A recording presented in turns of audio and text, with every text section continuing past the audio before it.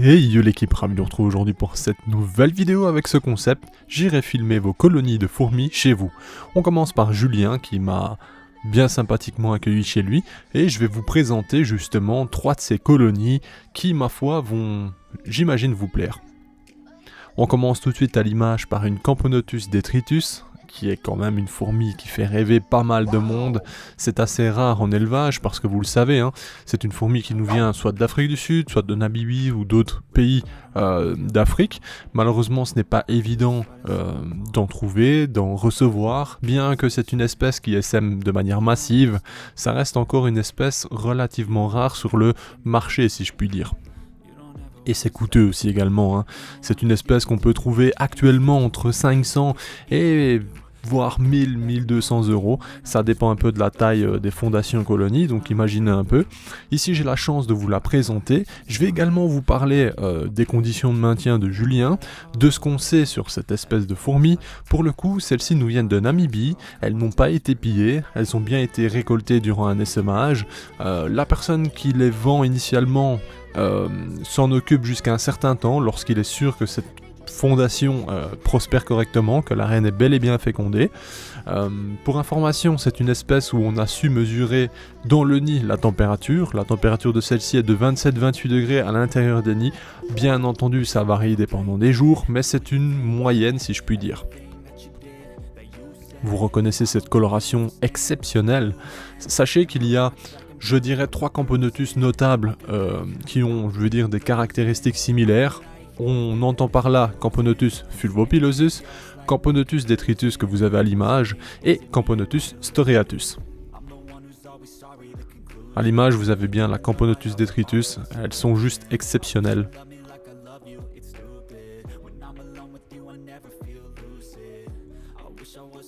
Elles sont chez lui depuis maintenant un peu plus d'1 an, si je dis pas de bêtises. Il les maintient à 27-28 degrés. Il n'y a pas d'humidité du tout dans les nids. Cependant, en Belgique, et notamment en ce moment, dans les pièces des maisons, on est environ sur 60-70% d'hygrométrie. Donc voilà, vous avez une petite idée de comment ça se passe.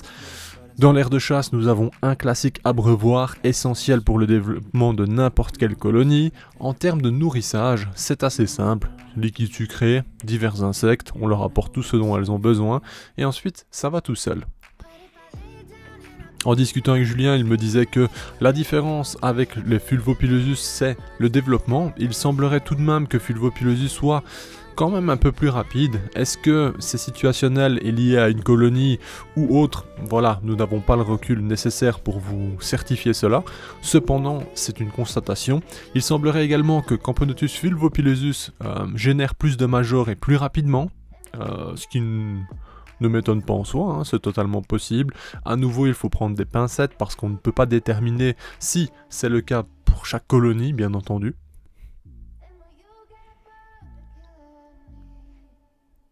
J'espère sincèrement que ce format va vous plaire, hein.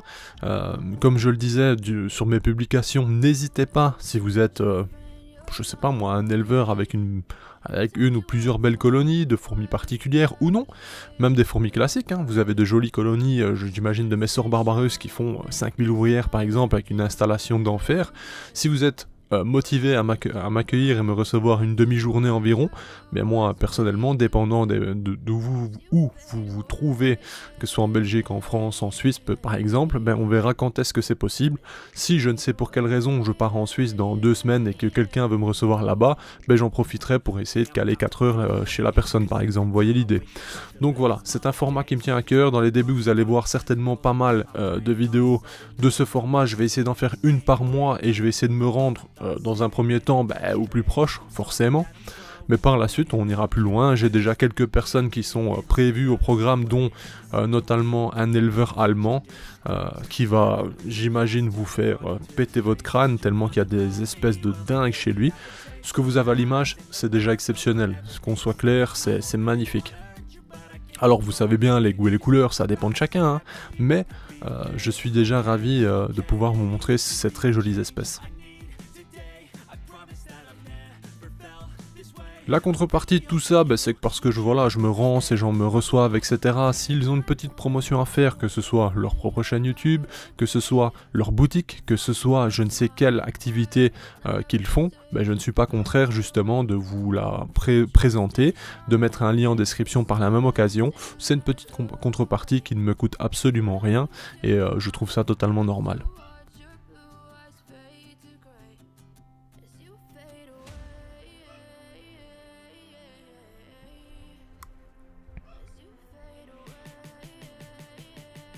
Bien entendu, pour soutenir ce programme et ma chaîne de manière générale, n'hésitez pas à liker, commenter, dites-moi ce que vous pensez de cette vidéo, partagez également si vous voulez proposer à vos familles, votre entourage, vos connaissances, la possibilité de découvrir les fourmis sous un autre angle, de se rendre compte de la beauté de celle-ci, de la diversité également. Bref, je doute que beaucoup de monde ait connaissance de ce type de fourmis, et je me dis que c'est hyper intéressant.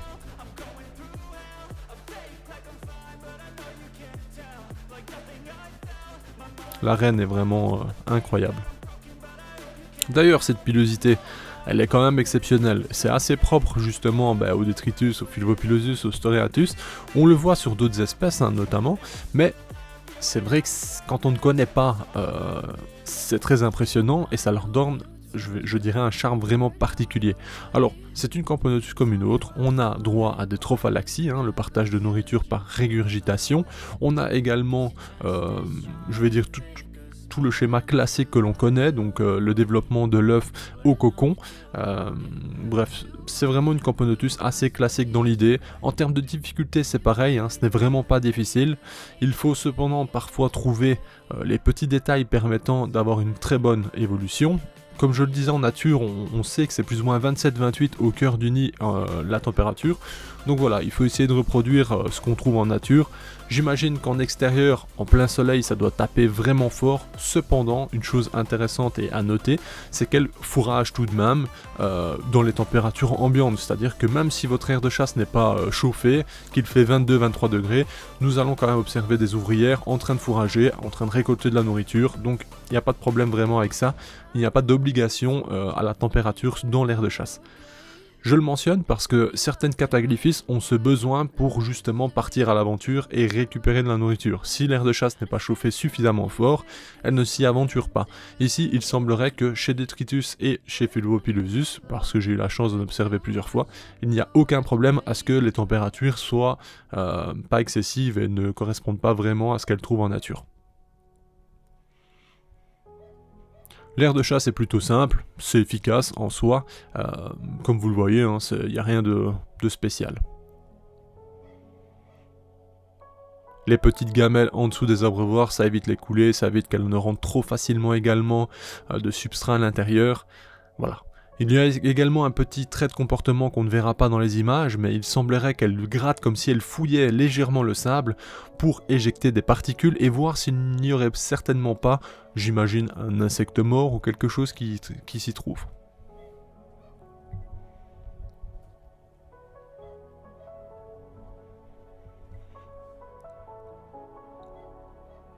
Ici on a une petite ouvrière un peu blessée, mais bon, ça c'est des choses qui arrivent. D'ailleurs, petit rappel, généralement toutes les ouvrières qui sont en extérieur, ce sont les ouvrières les plus âgées de la colonie, parce qu'effectivement, les ouvrières plus jeunes sont celles qui resteront pour s'occuper du couvain, s'occuper de tout l'intérieur des fourmilières, et ensuite, une fois qu'elles arrivent à un certain âge, la colonie estime que c'est une perte acceptable, et plus correcte, plutôt que d'envoyer de jeunes ouvrières justement en extérieur. En élevage, on n'est pas tellement concerné par cela parce que, effectivement, quand nos fourmis sortent pour se nourrir, elles ne sont pas confrontées à d'autres ennemis ou de potentiels dangers, donc il y a moins de risques de perte. Elles ne sont pas non plus confrontées aux températures excessives et par conséquent, généralement, toutes nos ouvrières qui sortent reviennent au nid. En nature, ce n'est pas le cas, bien entendu. Par journée, je ne sais pas, une colonie mature peut envoyer des milliers d'ouvrières, il est possible que seulement 70% reviennent réellement au nid. Ceci est ma propre estimation, c'est uniquement pour vous donner une idée de ce qui peut arriver, je vais dire, en nature. Je n'ai d'ailleurs pas l'information précise des estimations sur certaines colonies dans certains milieux. J'imagine que des lieux où la population est dense en insectes de tout genre, effectivement il doit y avoir plus de pertes qu'ailleurs. En Namibie, par exemple, je n'ai aucune idée de comment ça peut se passer. Enfin bref. Passons maintenant sur la seconde colonie que je vous présente aujourd'hui de chez Julien. Nous sommes à nouveau sur une magnifique Camponotus. À nouveau une Camponotus qui va vous faire rêver. Ce sont les Camponotus fulvopilosus. Elles viennent également de Namibie, on les maintient à nouveau à la même température, on est sur 27-28 degrés, à savoir qu'il y a la nuit tout simplement un arrêt de la chauffe chez Julien, donc la nuit il descend à température ambiante, ça fonctionne très bien comme ceci, il n'y a pas d'humidité dans le nid, on a uniquement comme source d'eau les abreuvoirs et les mangeoires, pour le reste c'est assez simple. Les remarques de Julien à ce sujet, c'est que, on le constate, il y a plus de majors en termes de développement et en vitesse de développement chez Camponotus fulvopilosus plutôt que chez Camponotus detritus. Ceci est une observation personnelle. Pour le développement, il semblerait que fulvopilosus se développe également plus vite. Il y a une petite particularité chez ces Camponotus fulvopilosus qui avait déjà été observée en Allemagne notamment, c'est que il y a potentiellement eu, enfin du moins c'est ce qu'on pense, c'est ce qu'on imagine, après discussion avec la personne qui lui a vendu également, qui en a déjà vu une paire, je vais dire, de Camponotus fulvo et detritus, il se pourrait que la spermathèque de sa reine Camponotus fulvopilosus soit, je ne dirais pas parasitée, mais soit compromise avec potentiellement l'accouplement d'un mâle d'une autre Camponotus de style Storeatus, de style Detritus ou quelque chose du genre. En fait, quand on observe sa colonie, il y a des ouvrières qui ne sont pas nées récemment, qui gardent des colorations qui sembleraient vraiment différentes de ce qu'on attend pour Camponotus fulvopilosus. Je vais vous en montrer durant l'enregistrement, à certains moments on va se rendre compte qu'il y a quand même des nuances qui sont nettement différentes. Est-ce que c'est le cas? Est-ce que c'est juste un excès d'humidité à ce moment-là, bien qu'il n'ait pas d'humidité, hein, on s'entend? Bref, il y a potentiellement des raisons, je ne sais pas. On sait également que chez Camponotus fulvopilosus ou detritus, la naissance à l'ouverture justement des cocons quand on a l'imago, ceux-ci sont dépourvus de coloration, du moins ils ne sont pas autant colorés que lorsqu'elles sont vraiment, je veux dire, nées depuis plusieurs jours. Par conséquent, on ne confond pas celle-ci avec les autres, bien entendu, dans cette interrogation. C'est vraiment les ouvrières qu'on sait qui sont nées et présentes depuis un certain moment. C'est sur celle-ci qu'on a un doute. Donc voilà. C'est une aventure qui semble assez intéressante. Est-ce qu'on aura des réponses plus tard? Je ne sais pas. Je vous rappelle donc par conséquent que, si vous vous souvenez, chez mes Camponotus fetchenkoi, j'avais également eu une naissance d'une ouvrière noire qui ressemblait parfaitement à fetchenkoi. Donc qu'est-ce qu'il en est? Je ne saurais vous dire. Camponotus fulvopilosus, c'est également une superbe espèce. En termes de prix chez les fulvos, on peut trouver, je vais dire, des reines de 300 jusqu'à 1000 € également. Ça varie, c'est assez rare, c'est des choses pas fréquentes non plus. C'est le même principe que pour Camponotus detritus, c'est assez difficile d'en trouver. Mais quelle magnifique espèce.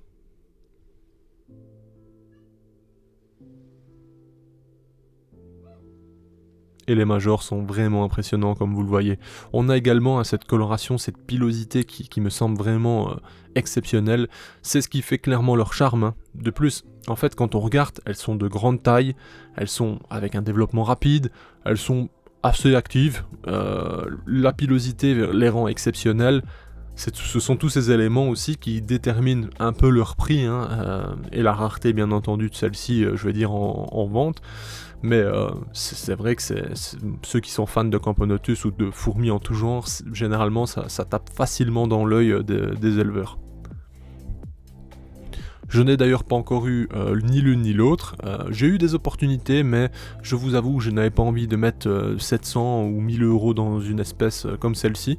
Sachant que Antoine avait une colonie, m'avait bien dit, franchement, ne mets pas plus de 500 € pour ce genre d'espèce parce que tu pourrais le regretter, sachant que lui les a maintenus, je crois, 2 ans ou 3 ans et qu'après, malheureusement, sa reine s'est éteinte. Donc voilà, quand j'aurai une opportunité en dessous de vers 300 € je pense, je prendrai, mais sinon, ou alors si vraiment j'ai un échange ou quelque chose d'intéressant, peut-être, mais sinon, je ne prendrai pas parce que c'est vrai que ça devient excessif. Bon, je sais, je dis ça, j'ai des espèces qui m'ont coûté bien cher, hein, mais bon, je n'ai pas encore passé le cap de 500 € tout de même. Bon, bien entendu, hein, vous le savez, hein, ça ne refuse jamais de la protéine, ça mange énormément. C'est une fourmi qui, je pense, pourrait atteindre les 5 à 10 000 ouvrières sous 2-3 ans, sans aucun problème. Donc voilà, plus vous les maintenez en bonne condition, plus vous les nourrissez, plus ça avance vite, ce qui est un peu classique, on va dire, dans l'élevage. Bref, c'est vraiment... En termes de difficulté, les Fulvopilosus ou les Detritus, il n'y a vraiment pas de difficulté particulière justement. Je pense que c'est ouvert à tous. Maintenant, effectivement, le prix est un frein et la disponibilité derrière en est un aussi.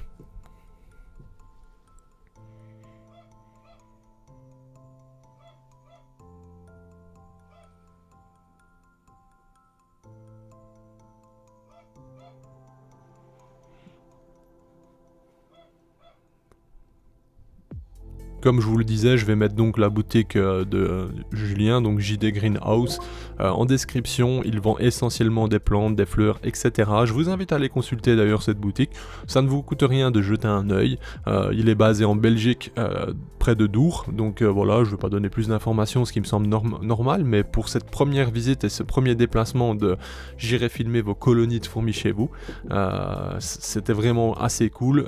Ça nous permet également de passer un bon moment. On parle, on discute pendant que j'enregistre, donc c'est assez cool. Voilà, donc comme je le dis, hein, ceux qui souhaiteraient participer ou se proposer tout simplement, je n'irai certainement pas chez tout le monde, bien entendu, ça pourrait prendre peut-être même 1 an avant que je ne vienne chez vous, mais n'hésitez pas à me contacter sur Facebook, sur Instagram, via email si vous le souhaitez, tout est dans la description, et dans tous les cas je vous répondrai, et ensuite, pour faciliter les choses, vous pouvez directement m'annoncer ce que vous avez, ce que vous possédez, en termes de colonies, en termes de fondations, en termes d'espèces, dans quelle quantité, dans quelle mesure, combien d'ouvrières vous avez, et ensuite, bien entendu, il faudra me dire où vous vous trouvez, comme ça, ce sera plus simple pour moi déjà de classer, entre guillemets, certaines destinations, voilà, tout simplement dans l'idée. Et si vous le pouvez d'ailleurs, rajoutez-moi quelques photos de vos colonies et autres, ça me facilitera les choses et je me ferai un plaisir ensuite de venir vous rendre visite dans la mesure du possible. Alors vous le voyez, celles-ci là, à l'image, qui sont plus claires et moins colorées, généralement ce sont de jeunes ouvrières. Sauf que dans cette colonie, il y en a qui restent comme ça durant un très long moment. Et c'est aussi ça qui nous fait dire, mais cette coloration vachement différente pourrait correspondre à d'autres Camponotus, comme Storeatus, comme Detritus. Et c'est là que le soupçon est né. Et lorsque Julien en a discuté avec la personne qui lui a vendu, il a émis le sujet qu'à l'époque justement, ils avaient déjà eu 1 ou 2 colonies qui sembleraient générer des ouvrières de coloration nettement différentes. Donc c'est une chose qui visiblement a déjà été observée à l'époque. Donc voilà, tout simplement pour vous partager cette expérience, pour vous montrer également ce type de fourmis assez rares, de ce type de colonie plutôt sympa. Quant aux produits, ce sont des nids de Ant Farm Supply, je le mentionne tout simplement parce que voilà, bien que parfois ça a été un peu compliqué avec cette boutique, les produits sont d'excellente qualité, faut laisser ce qui est, donc comme je le dis, je le reconnais, hein, j'ai toujours été franc et sincère avec vous, donc je me dois de le faire à nouveau, et ça me permet aussi d'anticiper les potentielles questions, bien que ça me fait des commentaires, hein, lorsque vous me demandez d'où ça vient, qu'est-ce que c'est, etc.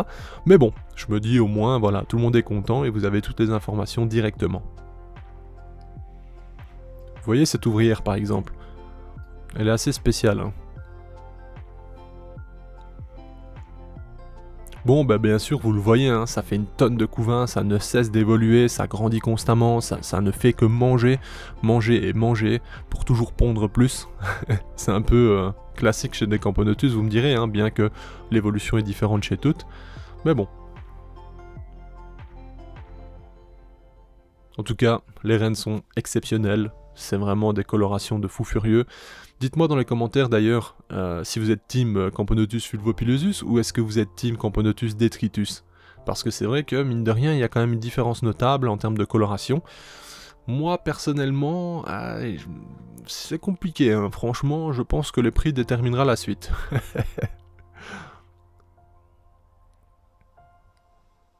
Bon, l'estimation de la colonie, on est sur un bon 500 ouvrières, 500-600 déjà, ça va très vite, hein, mine de rien.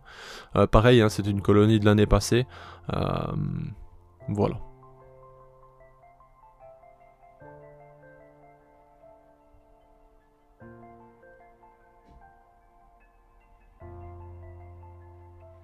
Là à nouveau regardez, ici on a une couleur qui est quand même assez avancée mine de rien, la tête reste plus claire. Ça peut être un schéma totalement normal dans l'évolution. Par exemple, parce que lorsque c'est justement des naissances plutôt récentes, c'est comme ça que ça se passe. Elles sont plutôt claires, puis deviennent un peu plus foncées avec le temps, donc ça pourrait être totalement normal. Mais comme je le disais, certaines restent comme ça. Et sur la durée. Bon, bien entendu, ce n'est pas mon observation personnelle, donc je peux pas vous dire exactement, mais c'est ce qui a été observé.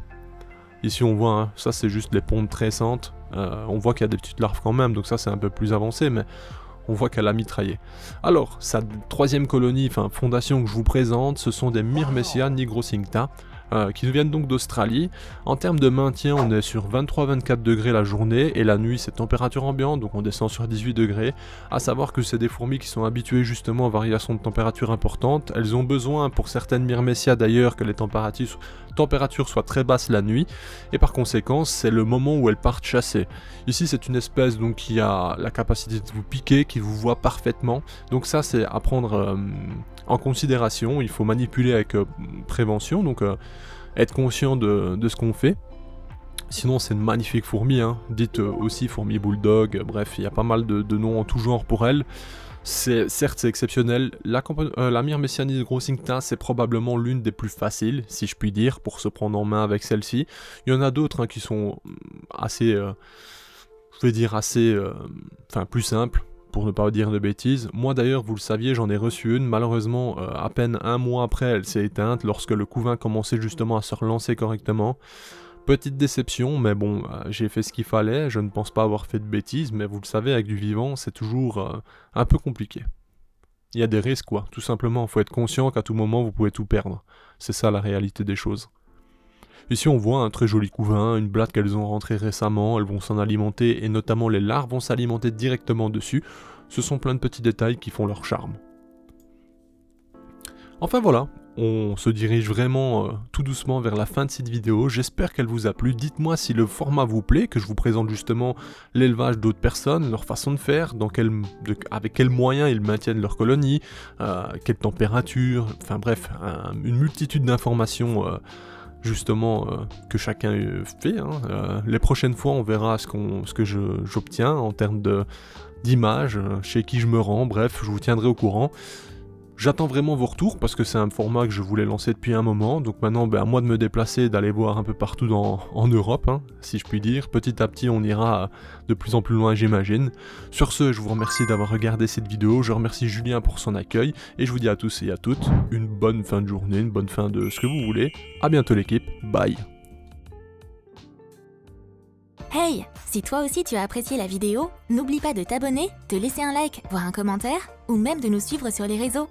Merci et à bientôt l'équipe.